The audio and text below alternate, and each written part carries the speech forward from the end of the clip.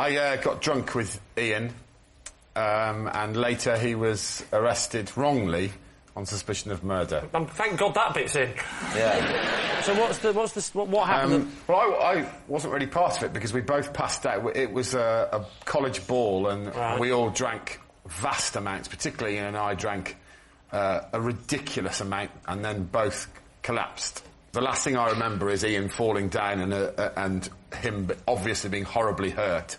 And I woke up on a carpet and ran... So nice change from the bath. Not in the bar. I ran upstairs and he was sitting up in his bed, honestly looking... His face was swollen like a pumpkin. And then he told me that night, when he'd been stumbling about drunk, he'd been arrested for murder because someone with a similar facial wound had murdered someone in the town. Someone with a similar... so the facial wound from falling? Yeah. And someone with a similar facial wound had murdered somebody else? Yeah. That's unlucky. Where was this? How did they know he wasn't the murderer? What was the defining point in the interview? He told me that they'd questioned him for hours, and eventually he said to the police, and I think this is a quote, "I'll be honest with you, lads, I could well have done it."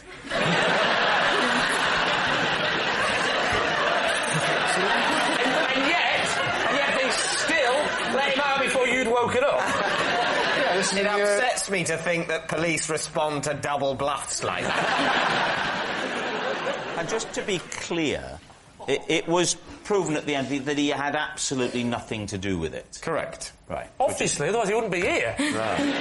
Ian, would you like to reveal to us your true identity? My name is Ian. Whilst at college with Greg Davis, we got very drunk one night and was wrongly arrested on suspicion of murder.